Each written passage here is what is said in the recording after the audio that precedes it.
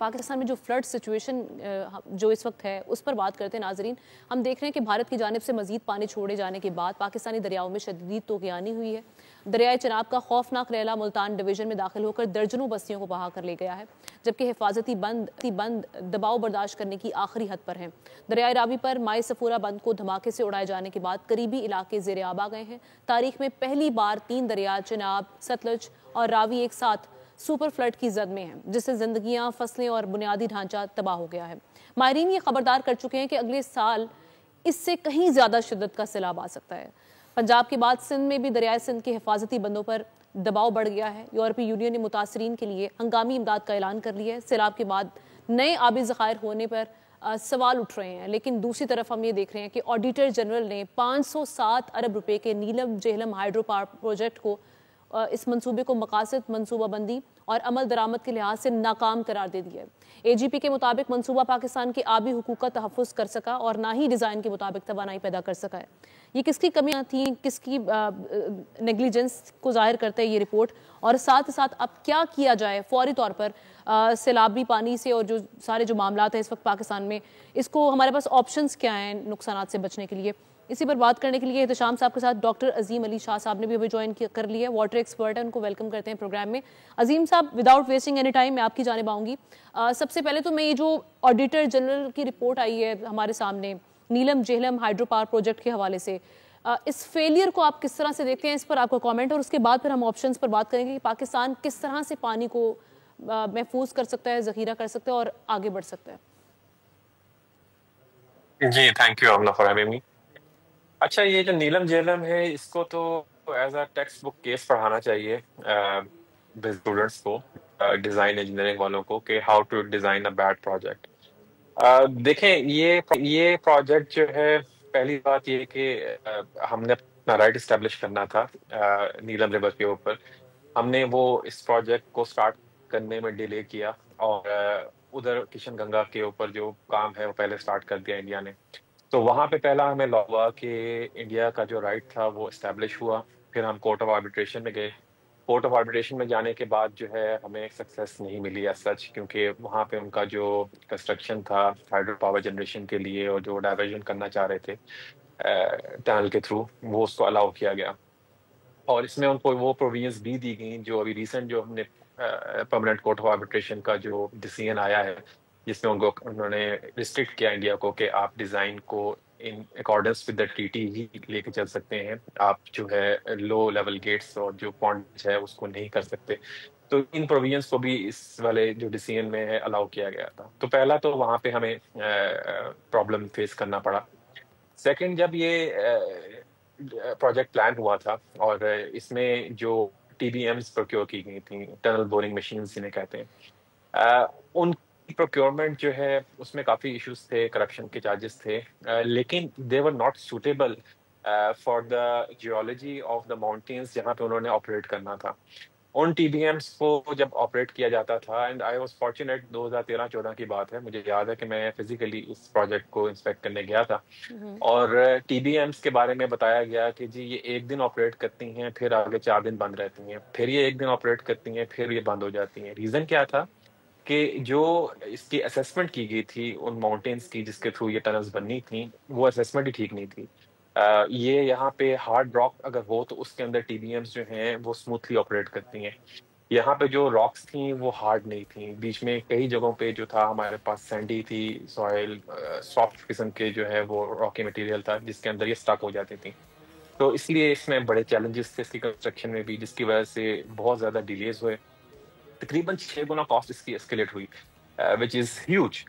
अब आगे अगर चलें तो 2022 में इसकी जो टेल रेस टनल है उसमें क्रैक्स आ गए, वो कोलैप्स करने लग गई, तो इसको बंद किया गया। तकरीबन 20 माह ये बंद रहा, अरबों रुपए का लॉस हुआ। ना सिर्फ ये कि इलेक्ट्रिसिटी जनरेशन में, बल्कि इसकी जो दोबारा से कंसल्टेंट्स को एंगेज किया गया उसके ऊपर भी इंश्योरेंस क्लेम भी वापडा ने किया हुआ है, वो भी अभी तक नहीं सेटल हुआ।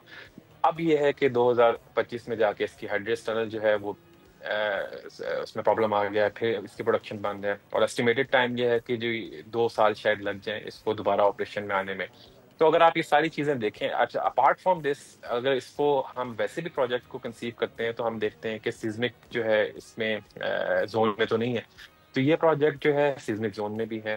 फिर हमने आगे जो इकोलॉजी है उसके अंदर भी काफ़ी ज़्यादा प्रॉब्लम्स क्रिएट किए कि भाई जो हम पानी डाइवर्ट कर रहे हैं नीलम का, तो डाउन स्ट्रीम नीलम जहाँ पे ये पानी पहले आता था, तो वहाँ के जो राइट्स हैं वो भी इससे काफ़ी हद तक जो है मुतासिर हुए हैं।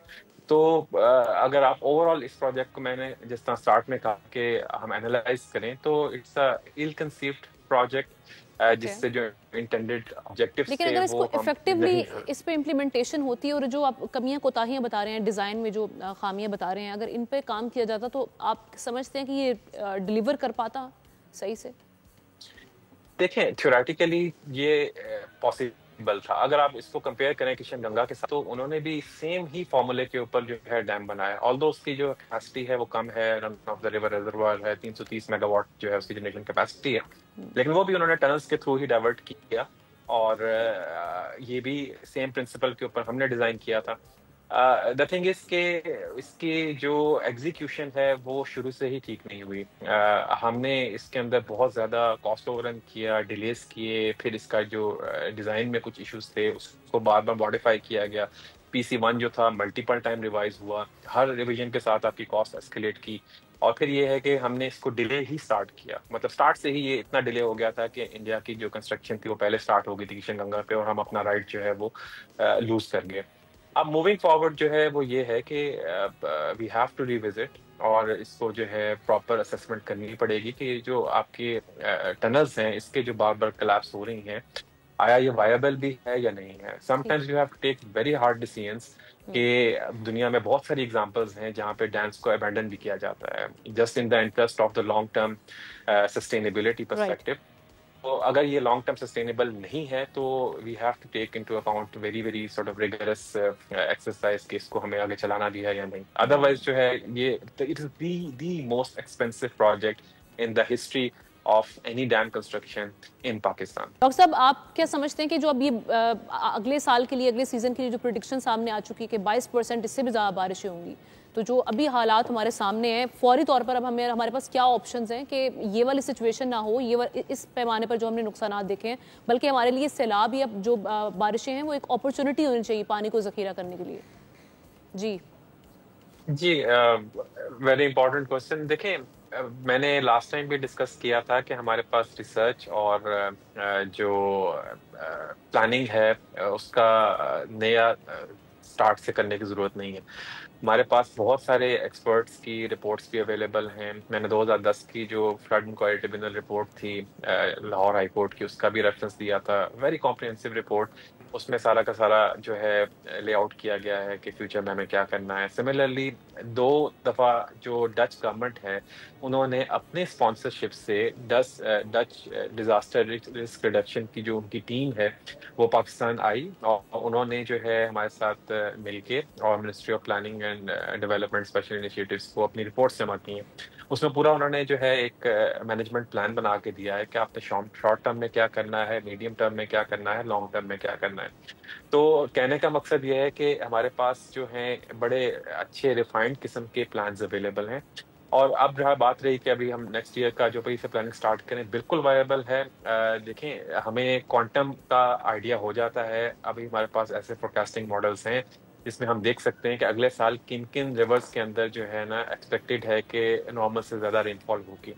अब आप ये देख लें कि जिस तरह से पानी ने चलना स्टार्ट करना है towards Pakistan from the Indian side, तो आपके पास जो भी वाटर वे है उसके अंदर जहाँ जहाँ के ऊपर हमारे पास जो एक्सपेक्टेड जो आपके पास फ्लड लेवल आएगा उसके आगे इंडेंटेशन मैपिंग होती है, और ये काम लोकली इरिगेशन डिपार्टमेंट भी कर रहा है। उसके अच्छा डॉक्टर अजीम, मैं क्विकली मैं एक वन लाइनर क्वेश्चन पूछना चाहूंगा डॉक्टर साहब आपसे। देखें, ये जो आप बात कर रहे हैं, एक्सपर्ट भी हैं, टेक्निकल असिस्टेंट भी मिल सकती है, लेकिन ये पॉलिटिकल विल अगर ना हो, अगर पार्टी के अंदर, रूलिंग पार्टी के अंदर इख्तलाफात हों, सियासी जमातों में इख्तलाफात हों, डैम बनने चाहिए, रिजर्वायर बनने चाहिए, नहीं बनने चाहिए, पानी कितना किसको मिलना चाहिए, ये अंदरूनी इख्तलाफात हमें कहाँ लेके जाएंगे? डॉक्टर साहब सिर्फ वन लाइनर, क्योंकि मुझे ब्रेक का कहा जा रहा है। जी जी जी, देखें, अंदरूनी इख्तलाफात तो हमें कहीं पे नहीं लेके जाएंगे, जहाँ पे हम हैं हम वहीं पे खड़े रहेंगे। इसका तो वन लाइन आंसर यही है। लेकिन इम्पॉर्टेंट चीज ये है कि हमारा जो टेक्निकल एक्सपर्ट्स हैं और जो रिस्पॉन्सिबल डिपार्टमेंट्स हैं, उनको अभी से जो है ना प्रॉपरली आप लोग मैंडेट दें और उसके साथ बजट भी दें, क्योंकि बहुत सारा काम वाटर सेक्टर में इसलिए नहीं होता कि हमारी बजट एलोकेशन नहीं होती। हमारी प्लानिंग हो जाती है, उसके बाद अब हम बैठे हुए हैं कि जी हमने करना क्या है, वो इसलिए नहीं कर पाते कि हमारे पास साल के अंदर उसकी एलोकेशन ही नहीं मिलती बजट की। तो आप बजट एलोकेट करें और रिस्पॉन्सिबल गवर्नमेंट को इसको प्रायोरिटी बेसिस पे देखना होगा, क्योंकि इतने नुकसानात ना सिर्फ जानी नुकसानात बल्कि हमारी इकोनॉमी पे कितना बढ़ेगा, ये हमारे सामने मौजूद है। Thank you so much doctor Azeem Ali Shah साहब। सब्सक्राइब करें और बेल दबाएं ताकि कोई खबर रह न जाए।